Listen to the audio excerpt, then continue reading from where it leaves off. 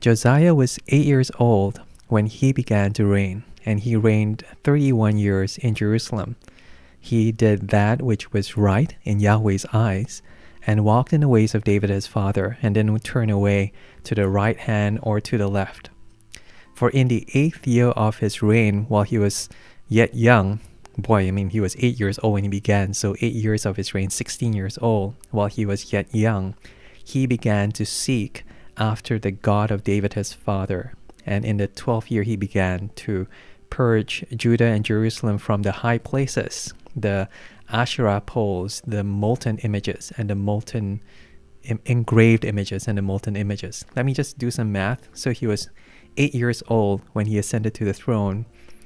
8 years when he began seeking after God, so 16 years old. And when was this? In the 12th year, so 4 years after that, when he was 20 years old. Is that right? 12 years, 12 plus 8. Yeah. Okay, 12, yeah. 20 years old. He began to purge all the high places, all the idolatry. Verse 4, they broke down the altars of the Baals in his presence, and he cut down the incense altars that were on high above them. He broke the Asherah poles, the engraved images, and the molten images in pieces, made dust of them, and scattered it on the graves of those who had sacrificed to them. He burned the bones of the priests on their altars and purged Judah and Jerusalem. He did this in the cities of Manasseh, Ephraim, and Simeon, even to Naphtali, around in their ruins. He broke down the altars and beat the Asherah poles and the engraved images into powder, and cut down all the incense altars throughout all the land of Judah, land of Israel, then returned to Jerusalem. Now, in the 18th year of his reign, when he had purged the land and the house, he sent Shaphan the son of Azaliah, and Maaseiah the governor of the city, and Joah the son of Joahaz the recorder, to repair the house of Yahweh his God. They came to Hilkiah the high priest, and delivered the money that was brought into God's house, which the Levites, the keepers of the threshold, had gathered from the hands of Manasseh, Ephraim, of all the remnant of Israel, of all Judah and Benjamin, and of the inhabitants of Jerusalem. They delivered it into the hands of the workmen who had the oversight of Yahweh's house, and the workmen who labored in Yahweh's house gave it to mend and repair the house. They gave it to the carpenters and to the builders to buy cut stone and timber for couplings, and to make beams for the houses which the kings of Judah had destroyed. The men did the work faithfully.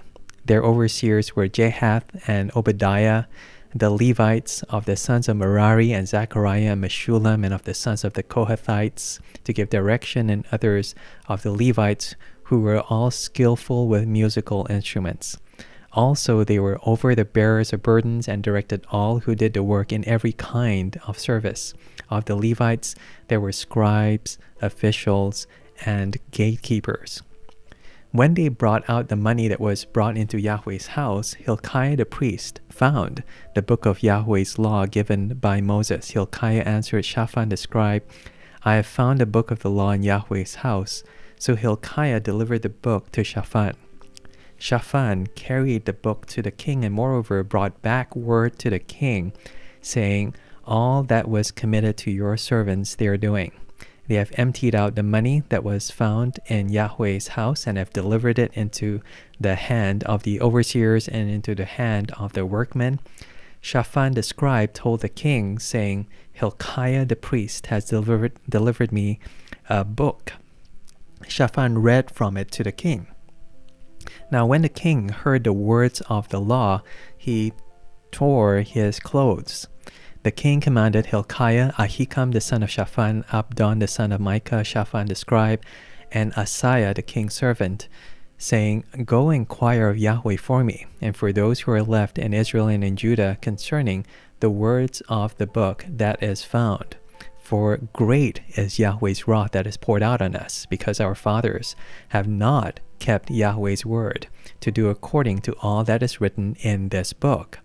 So Hilkiah and they whom the king had commanded went to Huldah the prophetess, the wife of Shallum the son of Tokath, the son of Hasra, keeper of the wardrobe.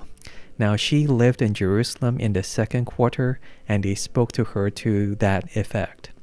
She said to them, Yahweh, the God of Israel, says, Tell the man who sent you to me.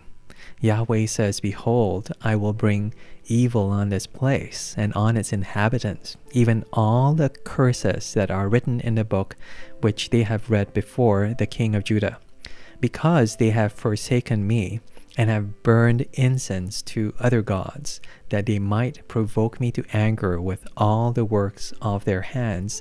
Therefore my wrath is poured out on this place, and it will not be quenched. But to the king of Judah, who sent you to inquire of Yahweh, you shall tell him this. Yahweh, the God of Israel, says, about the words which you've heard, because your heart was tender and you humbled yourself before God, when you heard his words against this place and against its inhabitants, and have humbled yourself before me, and have torn your clothes and have wept before me, I also have heard you, says Yahweh. Behold, I will gather you to your fathers, and you will be gathered to your grave in peace. Your eyes won't see all the evil that I will bring on this place and on its inhabitants. They brought back word to the king. The king sent and gathered together all the elders of Judah and Jerusalem. The king went up to Yahweh's house with all the men of Judah and the inhabitants of Jerusalem, the priests, the Levites, and all the people, both great and small, and he read in their hearing all the words of the book of the covenant that was found in Yahweh's house. The king stood in his place and made a covenant before Yahweh to walk after Yahweh and to keep his commandments and his testimonies and his statutes with all his heart and with all his soul, to perform the words of the covenant that were written in this book. He caused all who were found in Jerusalem and Benjamin to stand. The inhabitants of Jerusalem did according to the covenant of God, the God of their fathers.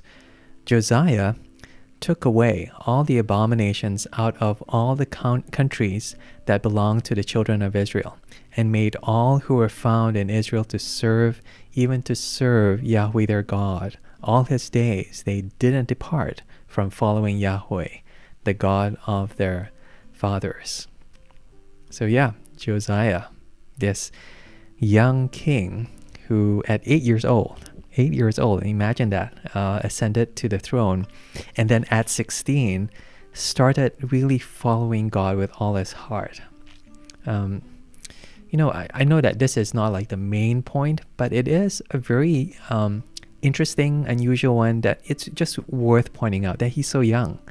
And I know this of myself, that as I get older, I get cynical of people who are younger, who try to do stuff, who try to, evangelize, who try to live out their faith in a much more determined way. And I think, those guys, it's just youthfulness speaking. But stories like this, which is history, which is a real person, shows just how profound the effect can be and how real faith can be, even amongst young people. And I wonder if actually that cynicism comes from my own sin, my own cynicism, and nothing to do with actually the faithfulness of God to work through all ages and all people. And I say this simply because so many leaders are old. To be honest, as you look around your churches, Chinese churches especially, elders are elders. They're old. Not only are they old, they stay in their position for a really, really long time. And what happens is that after a long time, it gets harder for them to pass on that mantle of leadership to those who are younger. And it's funny because a lot of them became leaders when they were young. And it's often a challenge for myself, at least, to think of who I know who's younger than me, who I know who is, just starting out, whom I can learn from, first of all, but also I can pass on, responsibility and opportunity too. I think that's really, really important. Again, it's not the main point, but I think it is a very, very important point, simply because we don't see many young people in leadership and, living out their faith in our churches. I think there should be more. And stories like this show that what a profound effect it can have. But the main thing at least about this chapter is actually God's word. Now notice this, Josiah brings about these reforms at a very young age, and that's admirable. But what happens is he essentially tries to rebuild the temple. He takes out all the temple treasury and he pays all these workers to start rebuilding, all the structure so that they can start having the sacrifices again. And this builds up to this big Passover event that we're going to see in the next few chapters. But almost like a reward, what happened there? Yeah, okay, I don't know. Almost as a reward, as they're digging through the temple, they find the Bible. They find probably it's just one book. It's probably just the book of Deuteronomy when he talks about the book of the law. But so strange it is to find this book that it says something. It says that they've been kind of like going about all this worship, all this, they've just been going without God's word for a really long time, that when they read it, all of it seems new. And then it suddenly clicks to Josiah that, hey, the reason why they've been experiencing what they've been experiencing in terms of God's judgment is because they've been ignoring and they've been breaking God's covenant. And so the rest of the chapter is Josiah essentially reading out the Bible, kind of like what we're doing here, reading out the Bible to his whole people and then renewing this promise, this covenant with God. And that's incredible. And what it says is that it's almost like a reward. Josiah rebuilds the structures, and as a reward, God almost gives him his word again. And you see, we don't often think like that. We think of God's word coming to us and then, oh no, there's more to do. But no, they were obeying God, and as a reward, God spoke to them his word, enabled them to understand what it is that they were doing. And then there's the bit whereby God says, therefore, he will hold back, the evil, the destruction that he will pour out upon the country, upon Jerusalem in particular. And this is talking about the exile that's going to happen in a few chapters' time. But he won't do it during Josiah's time. He'll honor him. He'll let him die before that happens. But again, what this shows is that it explains what's going to happen. It doesn't prevent it, and that's just reality. God's judgment and God's wrath upon the sin of his people is real, and so that's going to come. But it does explain, it does give some insight, and this shows God's mercy in holding back that judgment for Josiah's sake. So two things again, just the youth, the faithfulness in this youthfulness that we see in Josiah, but also God's word that comes not just as an incentive, but almost as the end point of their faithfulness. The fact that they have now God's word again, they're able to understand, they're able to renew this covenant, they're able to come to a new relationship with God because of his word with them. So that's 2 Chronicles chapter 34.